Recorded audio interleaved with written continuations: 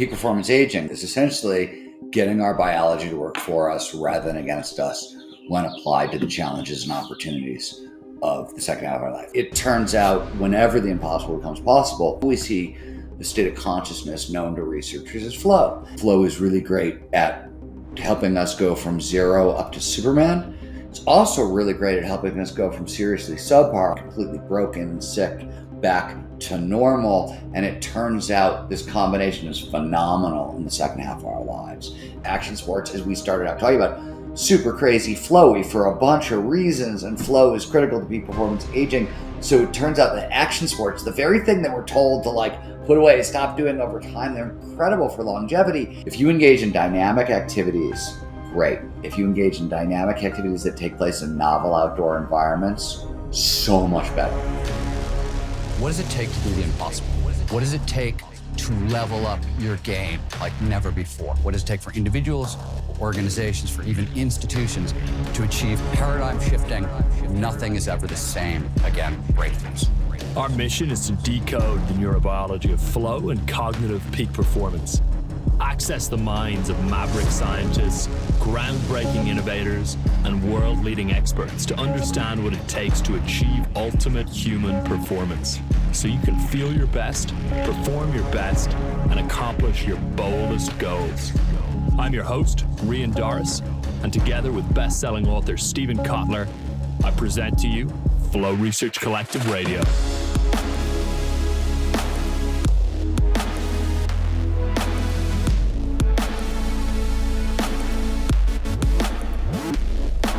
We have Stephen Kotler on the show. Stephen, thanks for joining us. It's good to be with you.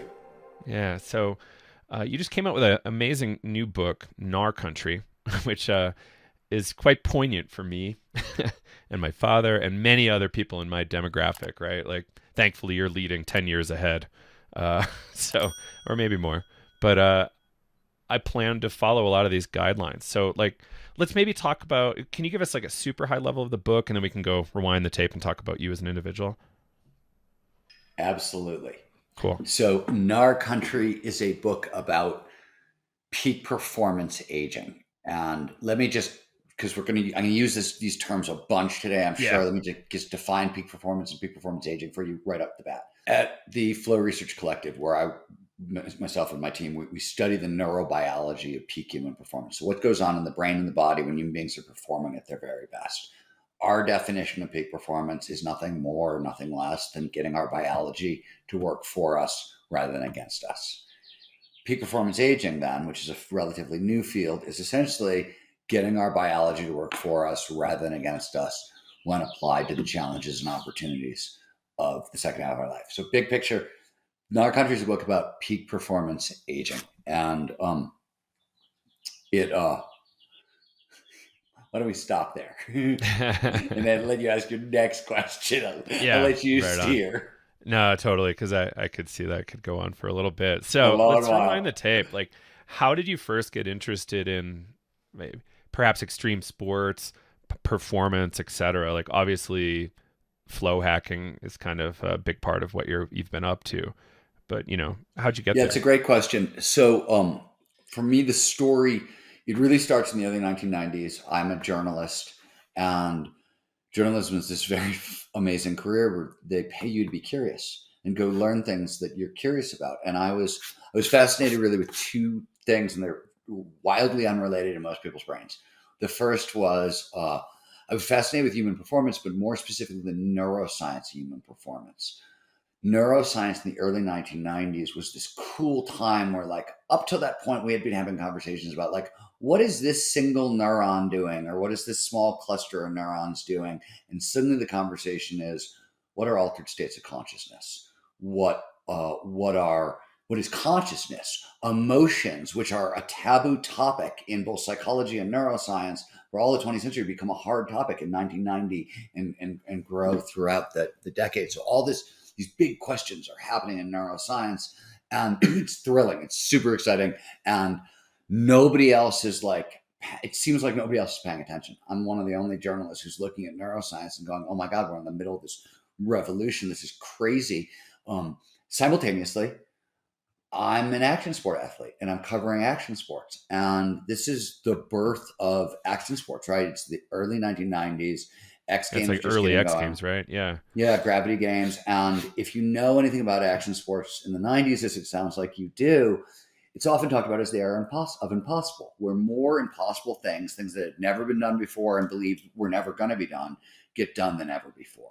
And so I am watching these athletes, right, and seeing what's going on. And I'm living in these communities. I spent the 90s in Olympic Valley, Squaw Valley, and what is now Palisades, Tahoe, and or up in Whistler. And these are my friends. I'm watching what's going on, and I can't believe what's going on. And you know, it's not just that people are doing the impossible over and over and over again, or the impossible is being iterated upon. It's if you knew action sport athletes in the early 1990s and you knew anything about the performance literature, in the 1990s, like if you want to kick ass, you better go to the right schools. You better have the right coaches. Your mom and dad better be really nice to you. And it's all this nature nurture stuff. And all the athletes I know, they come from broken homes and they have terrible childhoods. They have almost no education. They have very little money. There's tremendous amounts of substance abuse in these communities and a ton of risk taking. And normally, if you put these things together in communities, people die young or they go to jail. What they don't do is reinvent what's possible for the human species. So I'm watching this happen and I'm like, what the hell is going on? And I'm also looking at the tools of neurobiology, which are starting to decode these big things like consciousness and altered states. And I'm like, wow, can we use these tools to decode what the fuck is going on with these athletes is where it starts for me. At a certain point, it becomes this fascination with the question of the impossible itself. What happens when the impossible becomes possible? And so I spend the next 30 years of my life basically chasing impossibles around the world and in technology, in business, in science, in music, in art, take your pick, right? And it turns out whenever the impossible becomes possible, you see a bunch of stuff, but you always see a state of consciousness known to researchers as flow. And this is almost tautological. Flow is defined as an optimal state of consciousness where we feel our best and we perform our best. So of course it's going to show up during optimal performance. It's hardwired into humans. It's literally how we do peak performance. So often when we talk about getting our biology to work for us rather than against us, by the way, we're talking about flow. There's more to the picture than just flow. It's not a one-stop shop, but like we're talking about flow.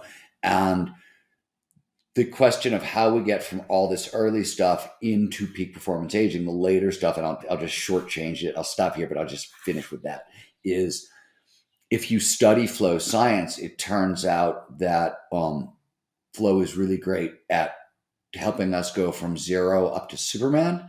It's also really great at helping us go from seriously subpar, I'm completely broken and sick, back to normal. And it turns out this combination is phenomenal in the second half of our lives. And flow sits at the heart of peak performance aging for 6 or 7 different reasons that we'll go into, I'm sure, along the way. But I just won't pause here because I don't want to talk your face off. That's fun. Yeah, there's a book that I love called When the Impossible Happens by Stan Groff. Very helpful here. Oh, I didn't know Stan wrote a book on the impossible. That's great. Yeah. Was it paradigm bending early? stuff? Is it after he goes holotropic or before? Oh, it's post holotropic. It's in the last 20 years for sure. Okay. Yeah, it's like after his house burned down, he lost a lot of papers. They're like, what can we do now? Well, just write the stories. Write some amazing stories down. Yeah, it's a really good one. It's fascinating. So, and the way you're talking about the impossible, this is. So I'm watching all these skate and snow videos in the mid 90s, but I'm like, what, 13, 14, 12, something around there. And they're setting the stage for my view of reality. So this is actually really interesting. Yeah, no, I'm nascent. So there's something we talk about, and I talk about it in Rise of Superman. It's known scientifically as the Bannister Effect. And it's literally, so Roger Bannister is the first person to run the 4-minute mile, and it takes forever to do it, right? The mile times drop like a quarter second a decade since the late 1800s. And Bannister finally breaks through and runs a mile, and then runs a sub 4 mile, and within a month somebody breaks his record, and within 3 months somebody else breaks his record, and within 5 years teenagers have done it. So the question it is what is it about doing the impossible? Something makes the impossible a whole lot more possible, right? And it's the Bannister Effect, and it's just a really tight coupling between brain and body and what we believe is possible and what actually is possible. And we understand how it really works almost mechanistically at this point, but it's the Bannister Effect, and that's, there's a whole generation of athletes, and you look at like the folks, people who are growing up today, the baseline for what is normal is, I look at skiing and skiing because nobody was snowboarding when I was a kid. And when if you could do a 360 in the 70s and 80s, like that was it. Like that was The hottest shit. That's it. Right now, it's literally it's the entry point to park skiing, right? You can't even get in the door as a 5-year-old without that trick, which is, crazy. So I was, I liked in your book how you kind of had to set the stage, like, why the fuck skiing? Like, why skiing? And, so many people have based their whole lives around it in the last bunch of decades, right? And more, because flow is easier and easier, right? But like, why skiing? If you wouldn't mind just repeating that from the book, and people should definitely read the book.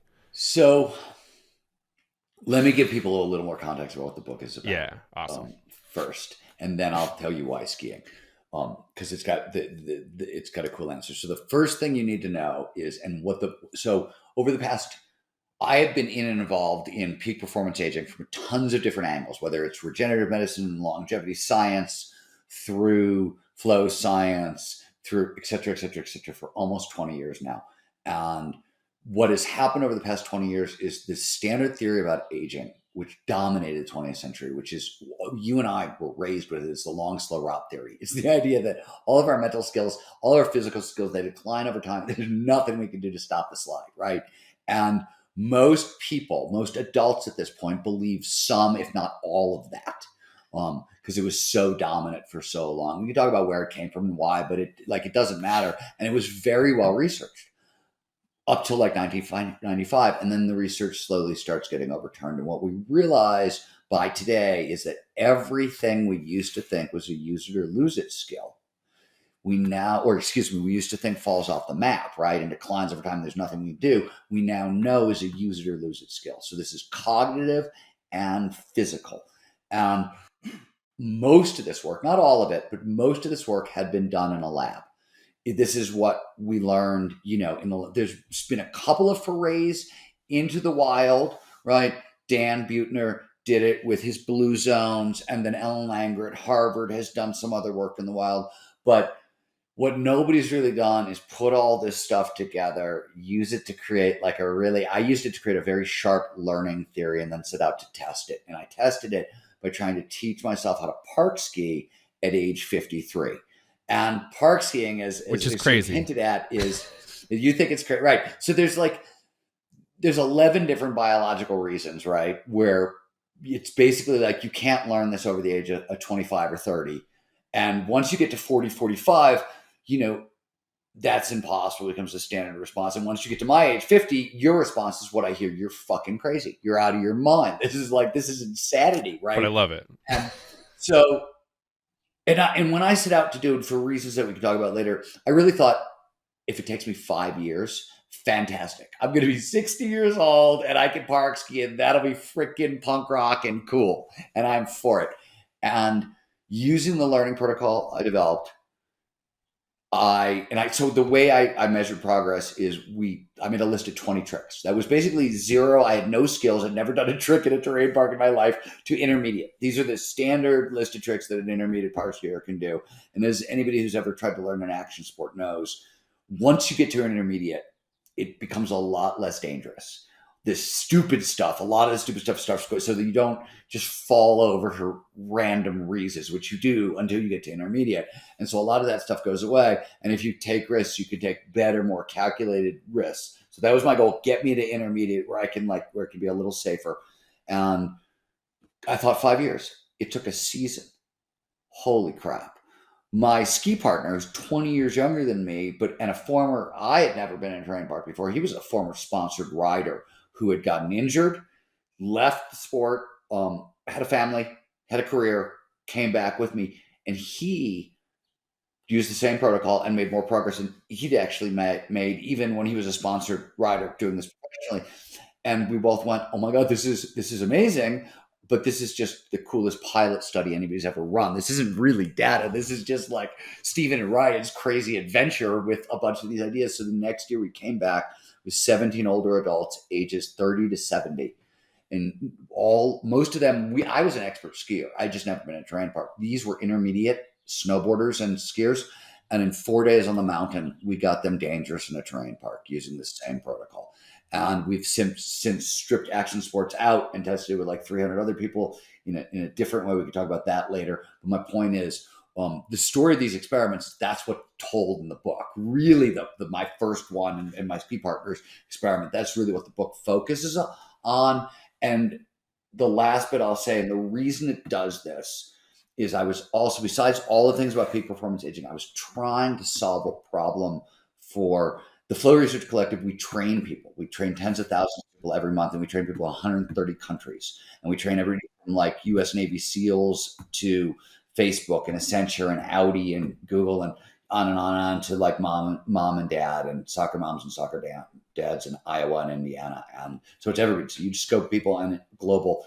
And so I get to see these patterns over and over and over again. And one of the patterns that we keep seeing is it is really hard to explain from a stage applied peak performance. What do these tools look like on a day-to-day basis is an impossible thing to try to tell people. And it was most of my other books, which are about the neuroscience of peak performance one way or another. If I were to put in the applied stuff, they would have doubled or tripled in length and nobody would have wanted to read them. And they would have been boring to read and write out. You know what I mean? So I was like, okay, let me also write about applied peak performance, because there's the only way I can go A to B with this is to take everything I know about flow science and peak performance and see if I can use it to accomplish this so-called impossible task. And so that's what the book is. And yes, I was obviously very successful. I went 0 to 60, as I said, in a single season, right? It was the fastest I've ever actually learned anything.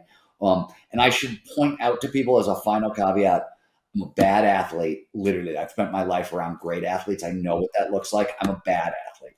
I've also broken tons of bones. So I've got a broken body. And I write a lot of books and I run a big company. And I have a busy schedule. So I'm a bad athlete and a broken body with a busy schedule. So I came in with no natural advantages here. I just want people to know that. I love that.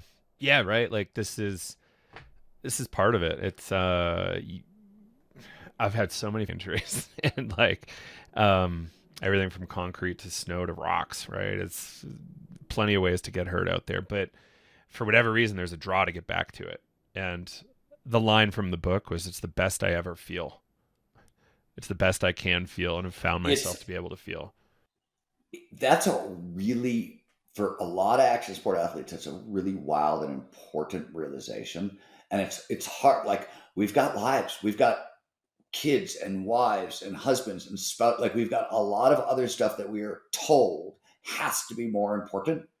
But in fact, no. When I'm doing this thing and I feel most alive, that is the best I get to feel on this planet. And and I think something about coming clean with that as a starting point. We do this with clients in the class in the peak performance aging training.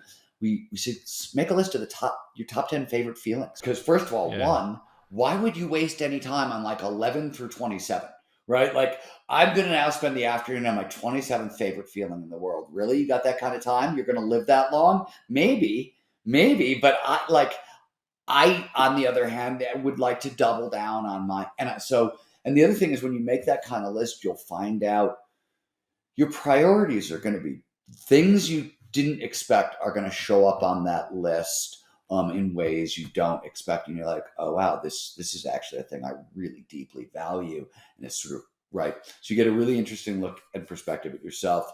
And I not only did I run that experiment, I did the math on like how many high quality powder ski days I get before I die. If I die according to normal actual. Yeah. I have the calendar in my bathroom actually still. Like, I know how many powder days. This season, by the way, blew it all out of the water, because in Tahoe, like, my 7 average powder days this season was like every time I went to the mountain, it was a powder day this season. So thank you, universe. Yeah. Yeah, it's really good. And yeah, I love that logic, and I believe people from in the psychedelic world can learn from that. There's also something in how you were setting the stage for medium athletes. You get less hurt once you get to like kind of medium status.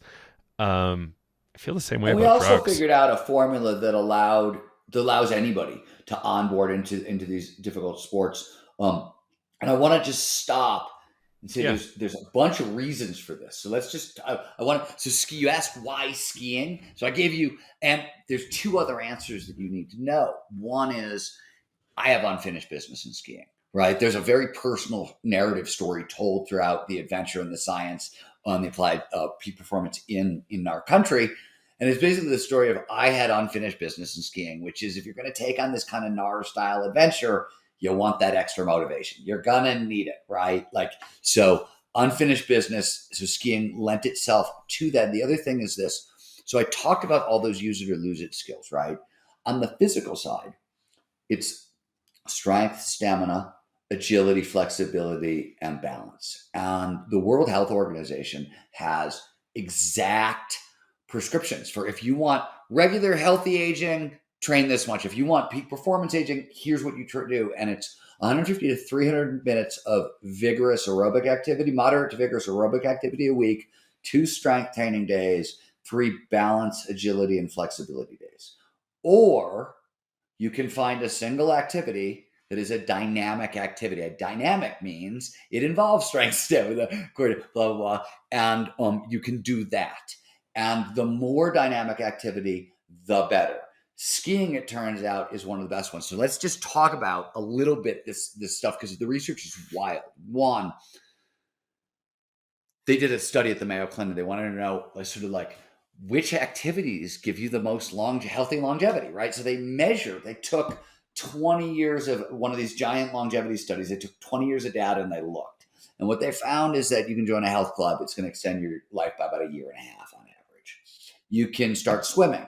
You'll get I think it's 3.1 or 3.6. Jogging and swimming are 3.1 and 3.6, right? Then it gets interesting. Turns out soccer will add about 6 years to your life. Badminton, 7.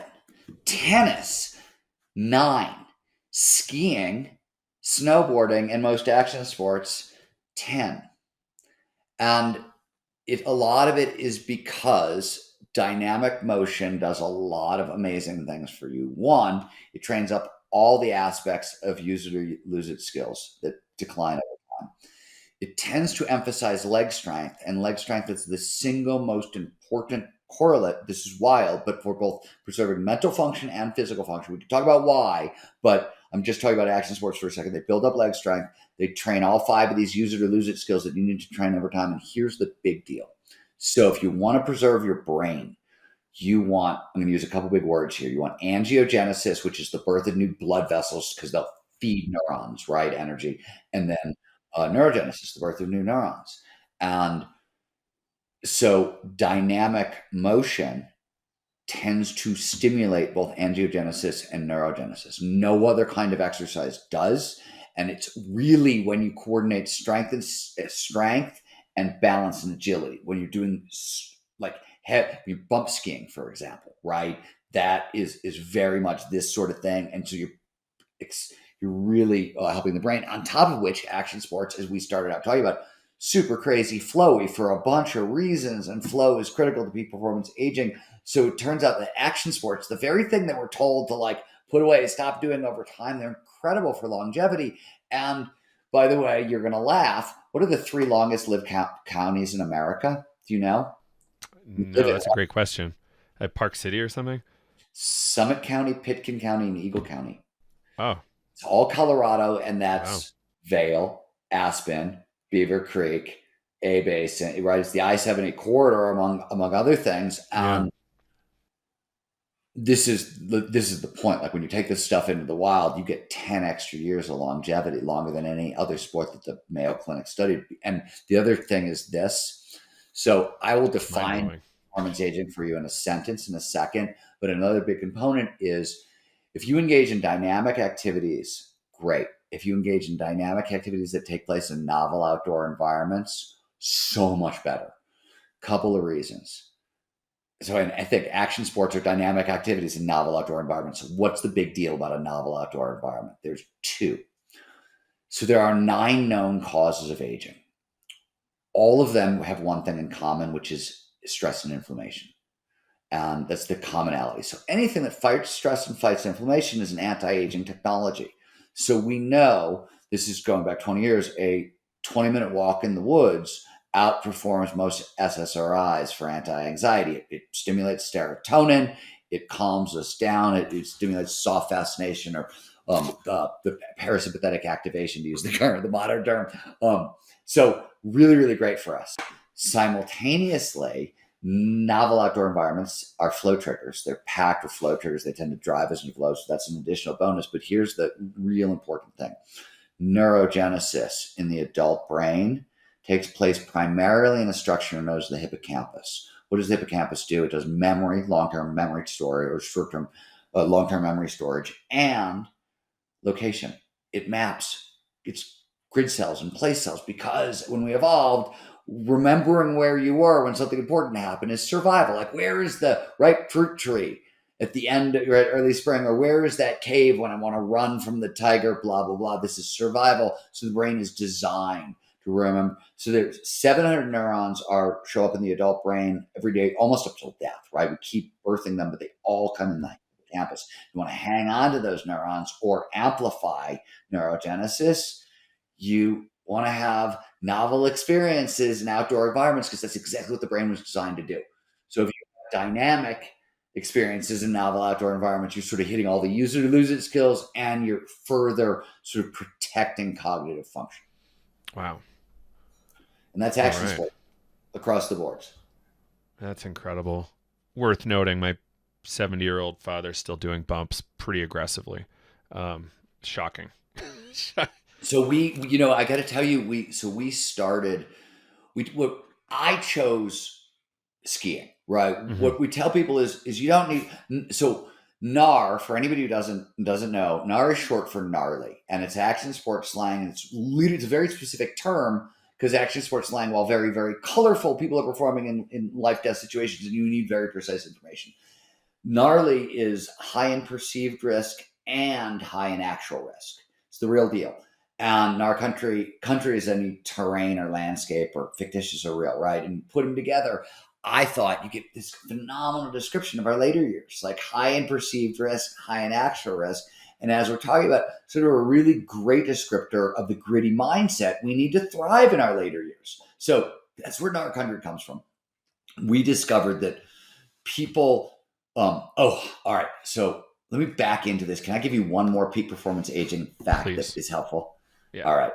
People often want to say, they come to me, where do I start? Where do you begin with? And the place you got to begin is mindset. So the mind-body connection gets tighter and tighter and tighter over time, and it plays a significant role in aging and peak performance aging, and mindset is the greatest example. So we've got 50 years of data. Ellen Langer at Harvard started this back in the 70s. It's been carried forward by dozens of people. A positive mindset towards aging. I am thrilled with the second half of my life. My best days are ahead of me. Translates to an additional 8 years of healthy longevity. It's wild. This means, check it out, you could be morbidly obese and have a shitty mindset towards aging. Change your mindset. You'll live longer. Incredible. Don't lose weight. Change your mindset. It's more important. In fact, changing your mindset is more important than quitting smoking for healthy longevity. And we understand the inverse. Becca Levy at Yale figured out that people who have a negative mindset towards aging and or are exposed to ageism, which is the most common stereotype in the world, by the time they get to age 60, will exhibit, for one example, 30% greater memory decline than those with a positive mindset towards aging and not exposed to ageist views. So that long, slow rot theory is killing us, right? Literally. And having a bad mindset is killing us. And so if you want to go on this journey, you got to change your mindset. So how do you do that? There's some data. Meditation is useful. Psychedelics can be useful. And watching your language and how you talk about yourself, really, really useful. But all of that is secondary evidence. And the brain has a really good built-in bullshit detector. And so what really works the best is a Gnar style quest, where you find something that you think is really difficult for yourself, right? When I looked at park skiing, everybody else saw impossible. I thought, oh fuck, really difficult and really scary, but maybe not impossible, right?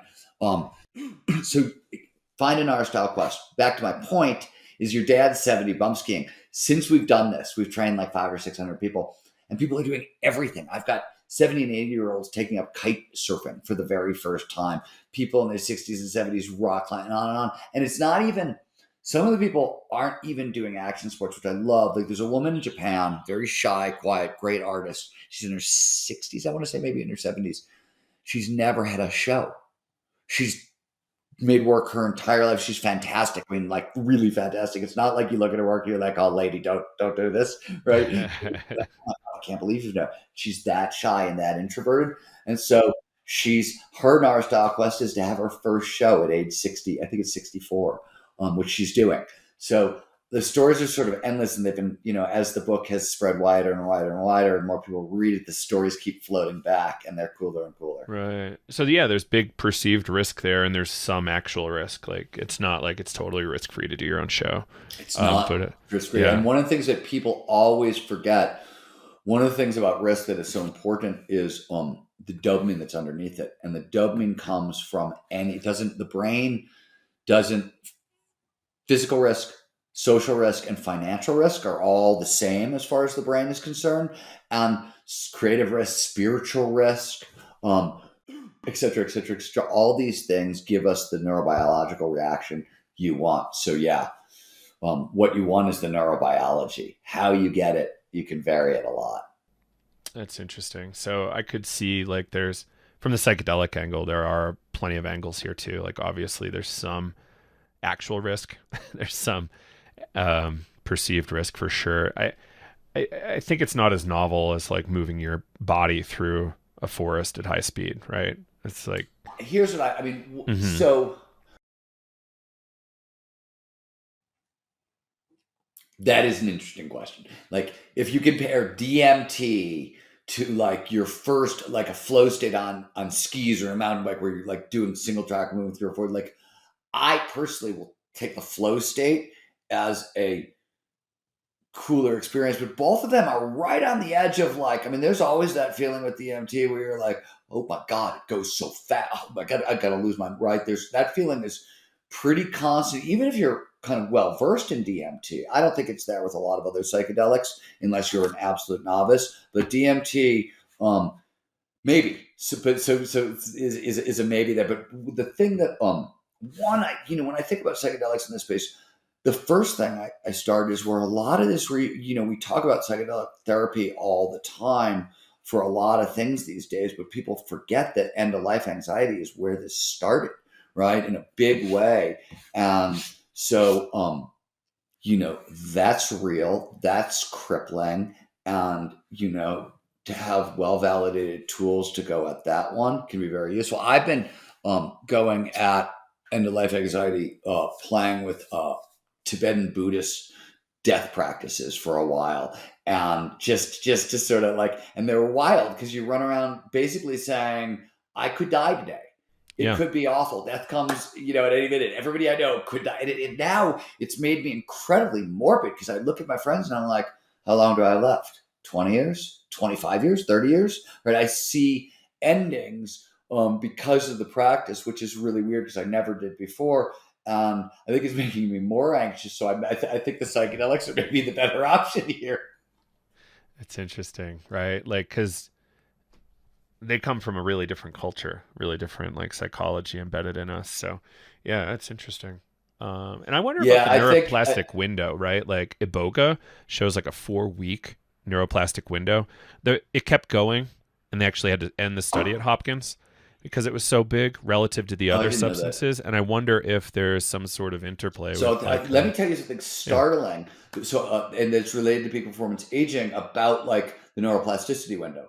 So one of the big ones, like one of the big reasons you can't learn to park ski in your 50s is because there's this window, neuroplasticity window for complicated motor skills that people talk about in early childhood, and it starts to shut, by around 20, 25, and don't become a gymnast or a ballerina if you're, over 20 kind of thing. And it turns out, like a lot of things in sort of in this discussion, that's sort of partially true, maybe a little bit. And what's really true is we stop kids learn through play. Adults get very, very serious about learning, and they don't tend to learn through play. And so a lot of that neurodynamic neuroplasticity window that we associate childhood, it turns out it's actually play related. And a lot of it has to do with the neurochemicals that underpin play and how they get involved with memory and a whole bunch of stuff like that. But there's huge benefits to play. This is another sort of action sports bonus, right? Like they can be very playful. If you take a playful approach to these activities, it tends to reopen the neuroplastic window. So one of the things I've heard about the ibogaine results that you were talking about, and one of the things I find interesting, and it comes both out of psychedelics and out of play literature and out of flow literature, is like these are sort of hard and fast neural rules that we were told in the 90s, like there are neuroplasticity stops at a certain point, and right. And there's another great one in peak performance aging. This one is in Gnar Country too, and it's not my work, it's the work of Gene Cohn. But the old idea, right, is cognitive function declines over time. What we now know is in our late 40s and early 50s, forget about, you want to talk like neuroplastic windows, right? Because of there are changes in the brain, really beneficial changes in the brain. The two halves of the brain start working together like never before, and the brain starts to recruit underutilized regions. And the result is a huge boost in intelligence. And it's what happens is sort of like black and white thinking fades away, and we start to realize everything's a shade of gray. Multiple perspectival thinking comes online, and big picture thinking comes online at a level we literally can't access before. So like you can do cognitive tests before and after, and it's significant. Same thing happens with creativity and empathy and wisdom. And wisdom is a sort of a definable neurobiological trait. You probably know this from the psychedelic studies, but I always say it's like emotional intelligence writ large and social intelligence writ large. And all these things expand in our 50s because of these neurobiological changes. So one, this means that older workers are kind of ideal workers for modern companies because these are really great things that we want. But that's maybe besides the point. The point, back to what you were talking about, is I think we learned the same lesson out of altered states, of course, psychedelics, and a bunch of these things where like a bunch of these sort of this is the way it is. There's nothing we can do to change it. Stories that we were told back in the 20th century are really not true. Extraordinarily brave new world, right? It's like we don't actually even know where the limits are anymore with almost everything.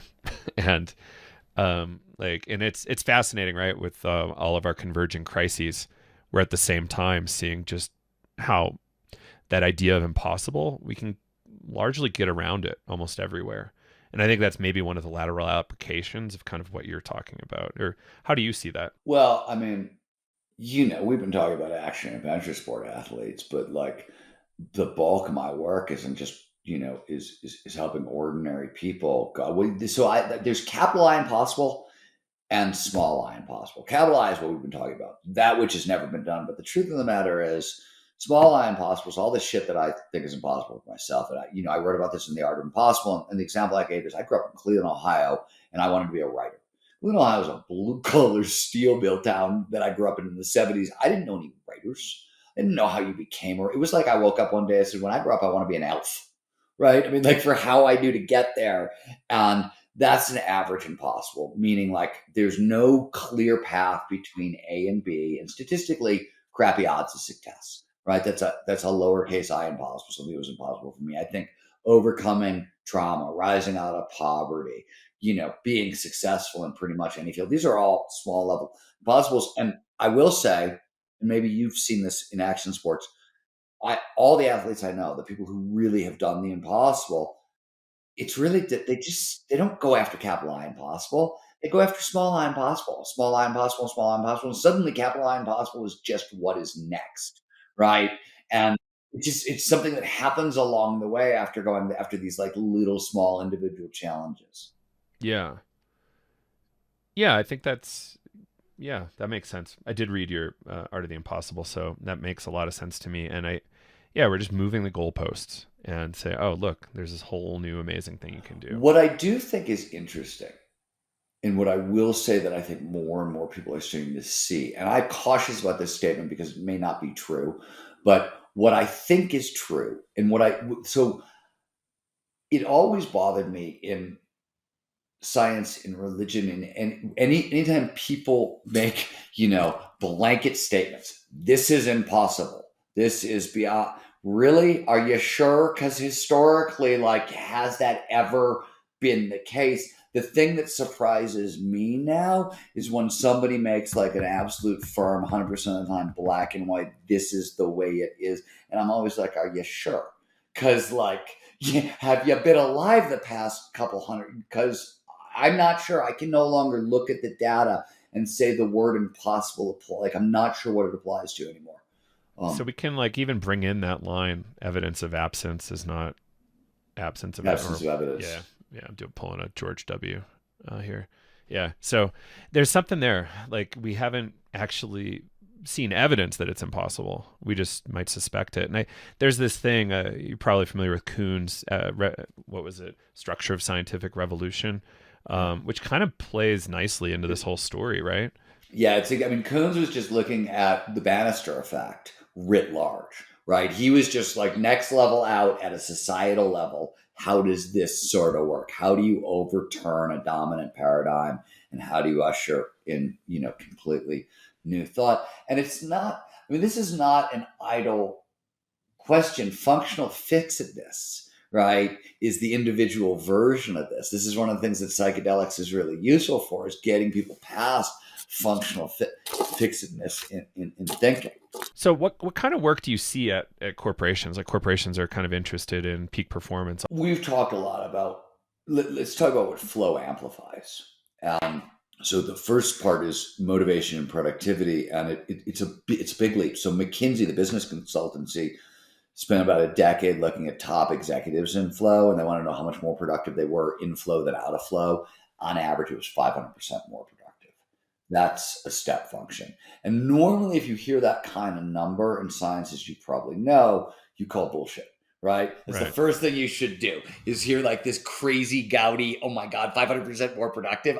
He's lying, right? That should be your first response. And it was everybody's response, but it keeps showing up again and again and again in every episode. The Department of Defense wanted to know, how much faster do soldiers learn in flow than out of flow? 240 to 500% faster than normal. How much is creativity and innovation jacked up above normal in work that we did at FRC, that was done at Harvard and at the University of Sydney? It's 400 to 700% above normal. And this is even when you break creativity down into smaller subunits of what it really is, and you measure it that way. There's all kinds of stuff on the physical side, obviously, strength, stamina, endurance, fast twitch muscle responses, all. Yeah. But we also see empathy and wisdom amplified in flow, and environmental awareness. Our ability to see and perceive and care about the natural world goes up in flow. Same thing, it happens in psychedelics, as you know. Same thing happens in flow. And of course, overall well-being, happiness, and life satisfaction. When psychologists define happiness right now, there's 3 tiers of happiness available to all humans. Flow is baked into the top 2 tiers. It's baked into the definition of happiness. It underpins well-being and meaning and life satisfaction and purpose, and all that stuff is deeply tied to flow. So when we talk about optimal performance, we're talking about the whole organism. It optimizes everything, but it's the productivity, it's the focus, it's the accelerated learning, and it's the creativity and innovation that corporations are interested in. And, when you get past the psychology of flow and you start working with the neurobiology, it's incredibly trainable. So a quick story back in I always say at the Flow Research Collective, we have a saying, which is, personality doesn't scale. Biology scales, right? What happens in peak performance often is coaches figure out what works for them and they try to train other people, and it never works for them if they fail. And you can see this in organizational and business also, right? It's the same kind of thing. And why is that? It's because they're take their training at the psychological level, and psychology is very, very individual. So like where you are on the introversion to extroversion scale, or what is your risk tolerance, has a deep impact on how I would possibly train you.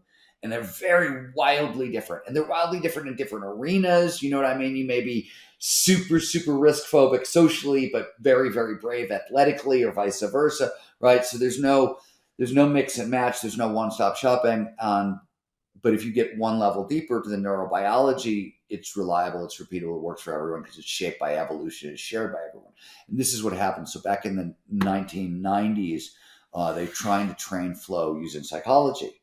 And they're really, really ineffective at it. In fact, Mihai Csikszentmihalyi, the godfather of flow psychology, and Susan Jackson, one of his grad students and a brilliant sports psychologist, wrote a book called Flow in Sports, where about these efforts. And they're mediocre, like at best, right? And usually they're almost nonsensical in certain cases.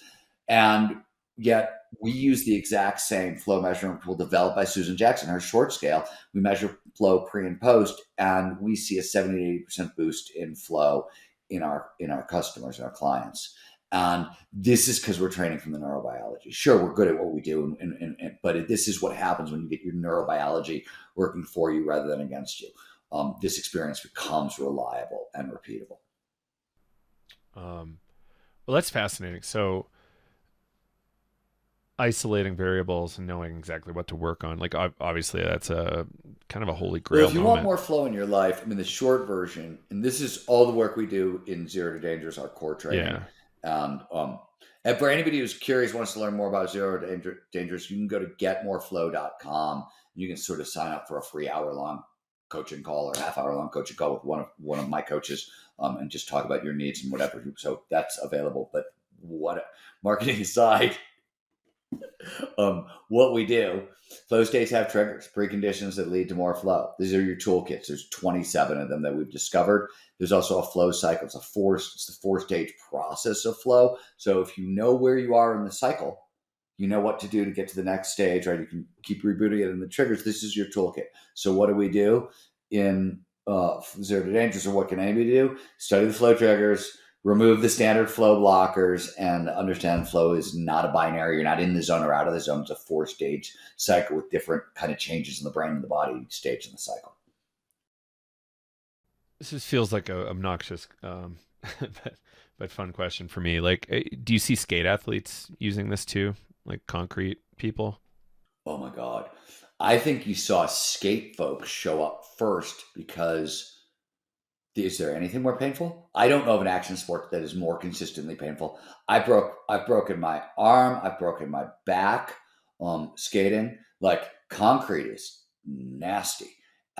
So how not to fall, right? And the other thing flow does is it amplifies grit and resilience. So how to get back up again after you fall. This falling is part of skating, right? Was really important. So skaters were really good at hacking flow and figuring this stuff out long before a lot of other people, by design, by necessity. That was one of the other reasons I loved action sports as a population, is you couldn't really do this stuff at a high level without flow. It literally doesn't work. And at the level that we were seeing back in the 90s, before the neurobiology of flow came along, and this is, in fact, we just published a paper 4 months ago in Neuroscience and Biobehavior Reviews on what happens in the brain as we transition into a flow state. And it looks at everything we know about the neurobiology and identifies like 3 or 4 new neuromarkers that seem to show up with flow. That's sort of where we are, now. But going back 20 years, we didn't have sort of any of that knowledge. I can't remember why I started to tell you this. I got sideways. What did you ask me? Sorry. We were talking about concrete athletes, so like skating. Skateboarding. Yeah. So my point to you on all the kind of fancy neurobiology is when you decode it and you look at like what triggers flow. So many of the things are built into skating and have really been for a long time. It's there in other action sports. With skating, it's really there, and I think it's a survival mechanism. That might make sense. Yeah, like the pain is so severe. You're right. The consequences are so intense. Like, how many people are really jumping off at 20? Which was my book about this, with the Danny Way story, right? Danny Way jumping the Great Wall of China. and him talking about how he did it and used flow to do it. And he did that on a shattered ankle and a shattered knee, and jumped the Great Wall of China on a skateboard, and he did it like 5 times in a row. Yeah, that's one of the things. Like, things become a lot less complex. Like, I've done some stuff that's really not wise with an injury, and with total confidence. I'm like, if I screw this Rocket up, Air like, with a broken MCL. right? I'm like, this is insane, and I still do it because I just, I know I'm going to feel amazing for doing it, and the whole process is going to feel amazing once you get through the fear of like a big Once you step. get through the fear. Yeah. Well, that's interesting. So where do you think a lot of this flow work might go in the future? Well, I mean, I could give you a million answers, but let me give you one that I think is most relevant to your listeners, because I think this is true. And this is, I mean, Rick Doblin at Maps and I have been discussing this for a really, really long time. I've written articles about this, but it is very clear, and this is clear from a both therapeutic, how do you heal the broken point of view, and a superhuman, how do you take average folks and build them up to Superman. I think it's true on both sides of the equation that the most powerful therapies are going to be combinatory altered state therapies, and so we do a lot of this work. This shows up a lot in flow. So we know, for example, if you want to amplify creativity and creative flow, don't practice focused meditation. Practice Vipassana. Focused meditation trains up convergent thinking, logical linear thinking, very focused. Vipassana, open senses meditation, trains up divergent, outside the box creative thinking. So we're starting to know those sorts of things. We did some work with Robin Card Harris's lab before he left Imperial, you see on we compared flow and psychedelics. We wanted to know, how do the flow triggers overlap with set and setting, and when are flow states more useful than psychedelics, and when are psychedelics more useful than blah blah. So we did a lot of this work, and what everybody knows is that, like, if you go in for PTSD or fear of death anxiety, or you want to bet a performance, it doesn't matter. The most important thing is going to be combinatory therapies. This altered state, this way, at this time, et cetera, et cetera, et cetera. So one of the cool things is, because that is so unbelievably complicated and individual, it's probably going to be a human plus AI problem in terms of how do you design the therapies for the individual. I think that's going to be a problem that's really going to benefit from AI, first of all. But I like, so of the things where I look at like the near term, what's going to happen over the next 10 years that I'm really fired up about, combinatory, they're multiple altered states being applied to single problems. And I mean, this isn't new, right? Like, I wrote an article for Playboy years ago called The Psychedelic Renaissance, where a woman who was dying of cancer was being treated with multiple psychedelics, right? They were using marijuana, they were using MDMA, they were using psilocybin, I think acid, and this is how most people play and experiment and work anyways. We're just winging it, right? There's actual data, and the data is starting to build up. And same thing is true with flow. How many flow states, micro flow, macro flow, is it mixed with, focus meditation or Vipassana meditation, or sleep, which is another way to alter consciousness, or maybe dreaming, which I don't think is going to turn out to have a real effect in the end, but I could be totally wrong. Or psychedelics, so that's where I start to get excited, because I think it's where people have sort of naturally been gone for forever anyways, and it's been a almost impossible topic scientifically for a very long time, and it's no longer an impossible topic, right? Here's another example. It's no longer an impossible topic. We can start ask and answer, and we're going to even.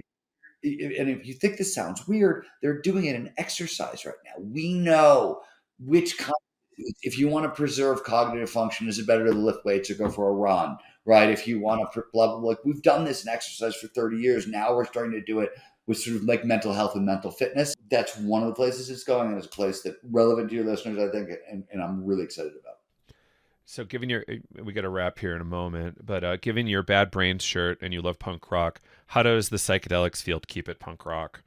You know, if you have any Well, advice so for us. yeah, I mean, honestly, so it's funny. We were talking about it ahead of time, and I'm cautious about the psychedelic field because I like there's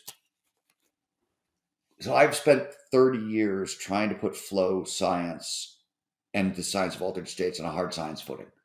And I've done this in conjunction with warriors doing the same thing for psychedelics, right? So there's been a 30-year battle to put these topics on a hard science footing and to sort of try to take them back from the spiritual new age. And and it's not that those conversations are meaningless. Those conversations are very useful and very important. And science talking to spiritualists important breakthroughs have happened that way. But like, there's so much airheaded thinking in and around psychedelics that I often think that, I always tell people, I'm like, look, you're just doing drugs, right? People are going down to Peru and they're doing ayahuasca, and I'm just like, you're doing drugs in the jungle. That's what you're doing.